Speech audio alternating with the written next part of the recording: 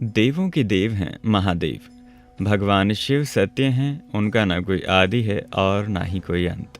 महादेव से काफ़ी सारे रहस्य जुड़े हुए हैं जिनका अभी तक किसी को कुछ भी पता नहीं है। इस वीडियो के माध्यम से हम आपको बताने जा रहे हैं महादेव से जुड़ी कुछ ऐसी झूठी बातें जिन्हें ज़्यादातर लोग सच मानते हैं। सब रहस्यों में से एक रहस्य था कि भगवान शिव का जन्म कैसे हुआ, और इस पर हमने एक वीडियो भी बनाई हुई है जो आप ऊपर दिए हुए आई बटन पर क्लिक करके देख सकते हैं।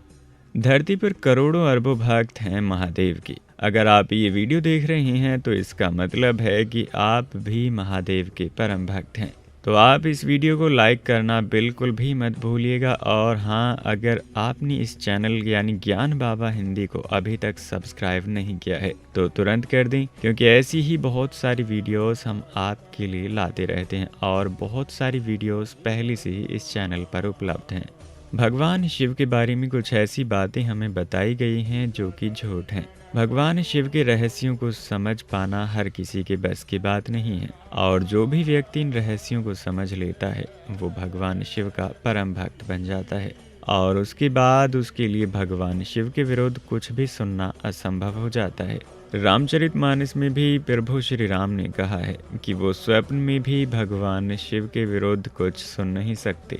आपको बता दें कि हमारे प्रभु शिव के बारे में कुछ लोगों ने कुछ ऐसी बातें जो कि भगवान शिव के असल रूप को खंडित करती हैं, ऐसी बातें फैलाई हैं।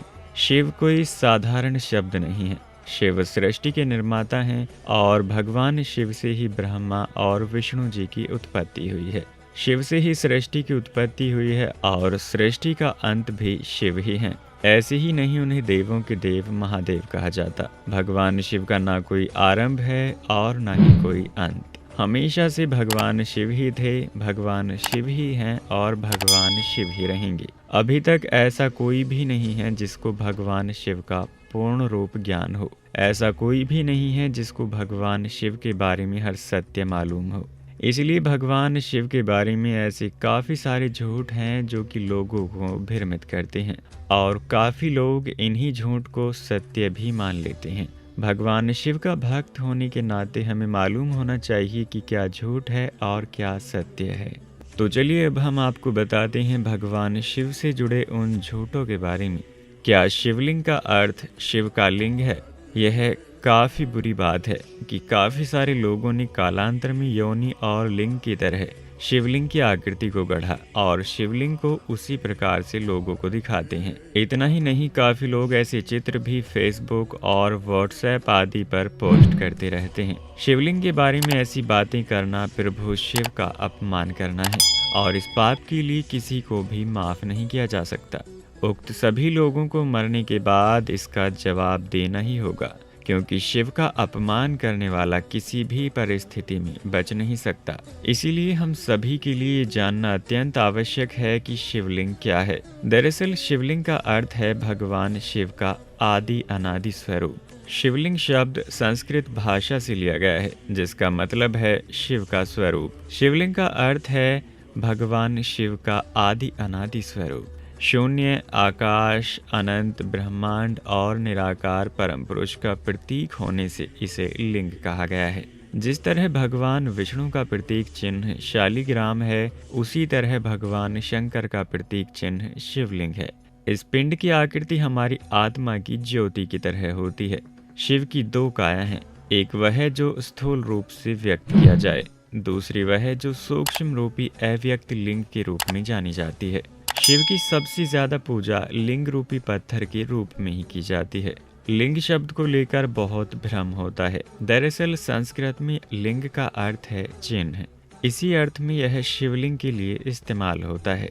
दूसरा सबसे बड़ा झूठ भगवान शिव के बारे में ये है कि क्या शिवजी भांग और गांजा पीते हैं? इसका जवाब है नहीं। दरअसल शिव पुराण सहित किसी भी ग्रंथ में ऐसा नहीं लिखा है कि भगवान शिव या शंकर भांग, गांजा आदि का सेवन करते थे। बहुत से लोगों ने भगवान शिव के ऐसे भी चित्र बना लिए हैं जिसमें वे चिलम पीते हुए नजर आते हैं। यह दोनों ही कृत्य भगवान शंकर जी का अपमान करने वाले हैं। यह भगवान शंकर जी की छवि खराब किए जाने की साजिश है। यह भी कितना दुख भरा है कि कई लोगों ने भगवान शंकर पर ऐसी गीत और गाने बनाए हैं जिसमें उन्हें भांग का सेवन करने का उल्लेख किया गया है। किसी को भांग पीने की मनाही नहीं है, लेकिन शिवजी के नाम पर भांग पीना उनका अपमान है। भगवान शिव के बारे में बताया गया तीसरा सबसे बड़ा झूठ है कि भगवान शंकर को नहीं मालूम था कि गणेश जी पार्वती के पुत्र हैं। फिर उन्होंने अनजाने में उनकी गर्दन काट दी और फिर जब उन्हें मालूम पड़ा तो उन्होंने उस पर हाथी की गर्दन जोड़ दी।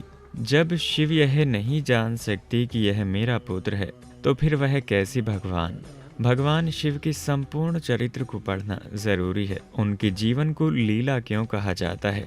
आपको बता दें कि लीला उसी कहते हैं जिसमें उन्हें सब कुछ मालूम रहता है, फिर भी वे अनजान बनकर जीवन के इस खेल को सामान्य मानव की तरह खेलते हैं। दरअसल भविष्य में होने वाली घटनाओं को अपनी तरह से घटाने की कला ही लीला है। यदि भगवान शिव ऐसा नहीं करते तो आज गणेश प्रथम पूजनीय देव न होते और ना ही उनकी गणना देवों में होती। इसीलिए कहते हैं सृष्टि और प्रलय सब ईश्वर की ही लीला है।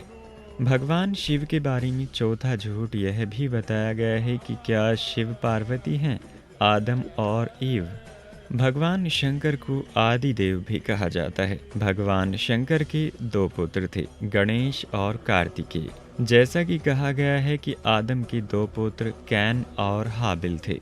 कैन बुरा और हाबिल अच्छा था। पार्वती ही क्या ईव हैं? दरअसल कुछ विद्वानों का मानना है कि स्वयंभुव मनु और शतरूपा ही आदम और ईव थे। भगवान शिव ने अपना तेज समुद्र में फेंक दिया, इससे जलंधर उत्पन्न हुआ। जलंधर शिव का सबसे बड़ा दुश्मन बना।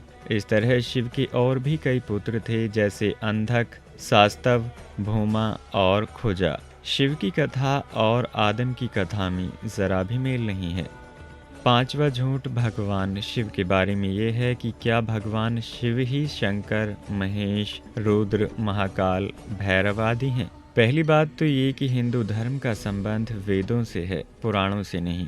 त्रिदेवों में से एक महेश को ही भगवान शिव या शंकर भी कहा जाता है। वेदों में रुद्रों का जिक्र है। उक्त सभी की कहानियों को पुराणों में विस्तार मिला और सभी को एक ही शिव से जोड़ देने से भ्रांतियों का विस्तार भी हुआ।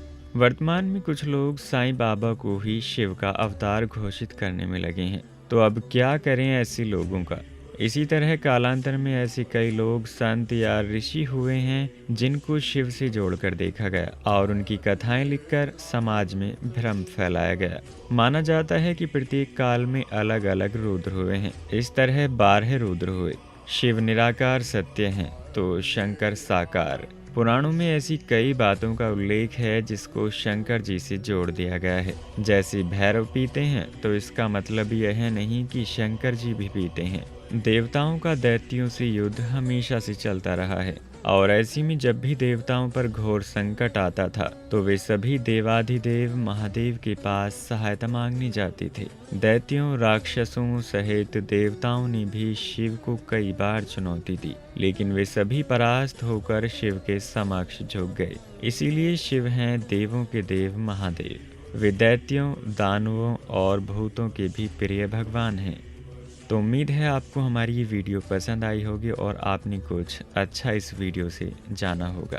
वीडियो को आप लाइक कर सकते हैं, अपने चाहने वालों के साथ शेयर कीजिए और चैनल को सब्सक्राइब कर लीजिए। धन्यवाद।